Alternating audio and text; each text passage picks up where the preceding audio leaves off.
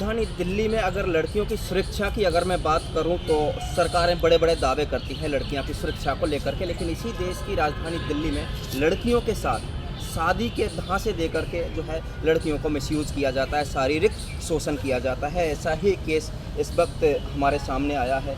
पीड़ित लड़की हैं जो फिलहाल में हमारे पास में पहुंची हुई हैं, इनसे बातचीत करेंगे क्या मैटर था पूरा, किस विषय को लेकर के जो है यहाँ पर पहुँची हुई हैं, क्या घटना घटित हुई थी। सबसे पहले आप अपना नाम नहीं बताएंगे क्योंकि आपका नाम हम जो है दर्शकों को नहीं बता सकते। क्या मैटर हुआ था, कौन था लड़का, किस तरह से आपके साथ में शोषण हुआ था, पूरा मैटर बताइए।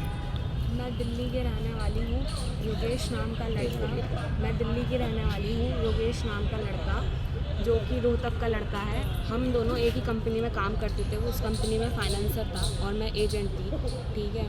फिर हमारी दोनों की दोस्ती होती है 7 महीने पहले। दोस्ती होने के बाद वो मुझसे शादी की बात करता है। मैं उससे कहती हूँ कि हमारी कास्ट समान नहीं है, पहले आप अपने घर में बात करें। तो वो फर्जी माँ बाप बनाकर मेरी कॉन्फ्रेंस पे बात कराता है, जो कि उसके जो फर्जी माँ बाप होते हैं वो कहते हैं हमें कास्ट वगैरह में नहीं मानते बेटा, हमें से शादी से कोई ऐतराज़ नहीं है, पर हम शादी 2024 तक करवाएंगे क्योंकि दिल्ली में हमारा अपना मकान नहीं है। वो जनवरी 2024 तक का मेरे से टाइम मांगता है। फिर उसके बाद वो मेरे को देव पैलेस नाम के एक होटल पे बुलाता है और शादी का झांसा देकर मेरे साथ शारीरिक संबंध बनाता है कि मेरे मम्मी पापा से तूने बात कर ही ली है और वो शादी के लिए रेडी हैं।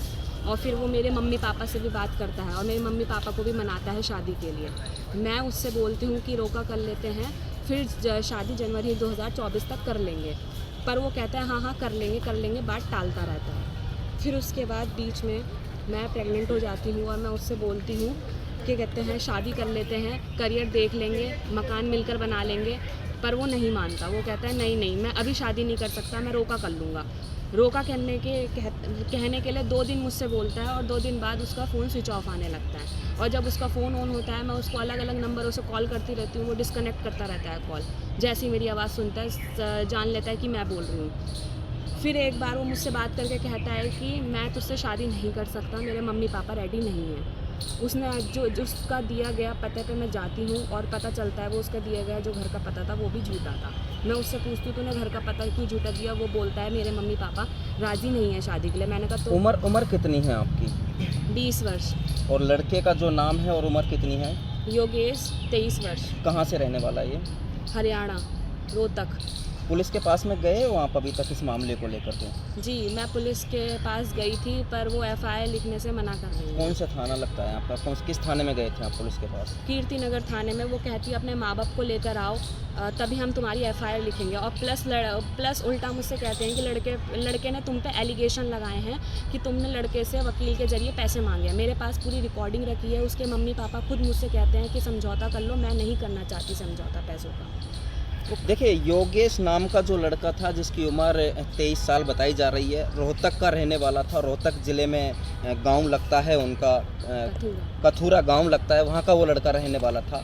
और ये लड़की हैं जिनकी उम्र 20 साल है। कंटिन्यू 7 महीने से जो है शादी का धांसा देकर के इनके साथ में शारीरिक शोषण हुआ है।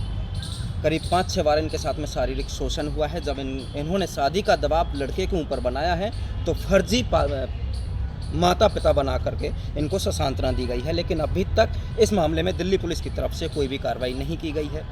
जो लड़की है पीड़ित अपने इंसाफ के लिए दर की ठोकरें खा रही हैं। और कुछ क्या कहना चाहोगे? अभी लड़का कहाँ पर है? उसके परिवार से आपका संपर्क हुआ है?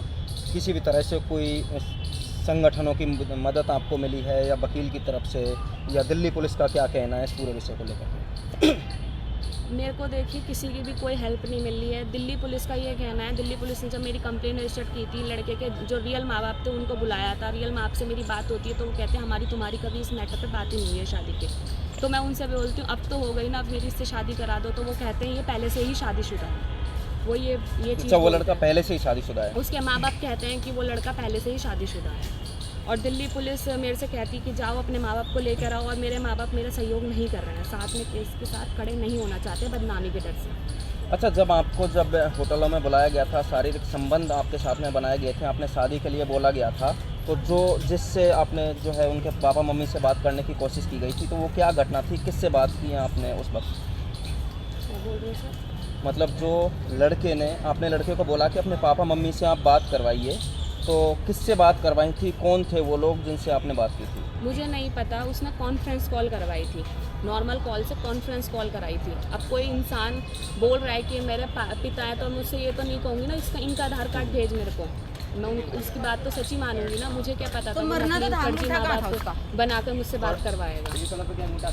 क्या चाहते हो इस पूरे विषय में? अभी तक जो है लड़का कहाँ पर है, कुछ आता पता है उसका? मुझे नहीं पता लड़का कहाँ पर है। और रही बात पुलिस की, तो पुलिस मेरे को खुद उल्टा बोल रही है कि लड़का तुम्हारे खिलाफ एलिगेशन लगा रहा है पैसों को लेकर।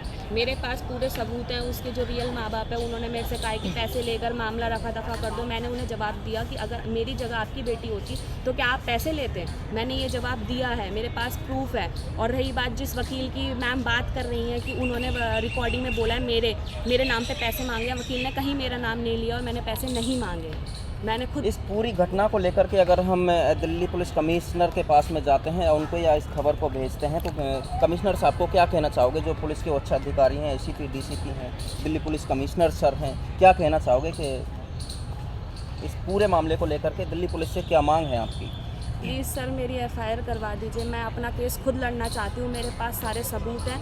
मैं अपना केस खुद लड़ना चाहती हूँ, मुझे किसी की हेल्प नहीं चाहिए, किसी कोर्ट की हेल्प नहीं चाहिए, किसी पुलिस वाले की हेल्प। मैं अपना केस खुद लड़ना चाहती हूँ, मेरी एफआईआर करवा दीजिए प्लीज़। देखिए, तो ये जो पीड़ित लड़की है जिसकी उम्र 20 साल है, कीर्ति नगर में रहती हैं और वहीं का ही इनका केस है, लेकिन कंटिन्यू 7 महीने से इन पीड़िता को जो है दबाया जा रहा है। मैं आपको बता दूं, अगर दिल्ली पुलिस के पास में ये कंप्लेंट लेकर के जाती हैं तो जो इस केस की मैम हैं, आयु हैं, जिनका नाम मीना बताया जा रहा है, कंटिन्यू इनके ऊपर ही दबाव दिया जाता है। मीनू नाम है उनका, वो यही कहती हैं, क्या कहते हैं, आप अपने माता पिता को लेके आइए, लड़का आप पे रॉन्ग एलिगेशन लगा रहा है, आपने घर का पता। मैंने घर का पता इसलिए गलत दिया था क्योंकि लड़का कंटिन्यूसली मेरे को कॉल करके धमकी दे रहा था कि हम तेरे ऊपर ऐसे ठुकरा देंगे, केस वापस ले ले। मेरे माँ बाप को खतरा था, इस वजह से मैंने रॉन्ग एड्रेस दिया था, इस वजह से मैंने रॉन्ग एड्रेस दिया था। उस बेस पे वो कह रही हैं अपने माता पिता को लेकर, उनकी मेरे माता पिता से कॉल पर बात हो चुकी है, उसके बावजूद वो कह रही है माता पिता को लेकर आओगी तभी आपकी एफआईआर लिखेंगे। अच्छा, आप पहली बार जब लड़के को ढूंढते हुए उसके एड्रेस पर गए थे, गाँव में आप पहुँचे हैं 1-2 बार?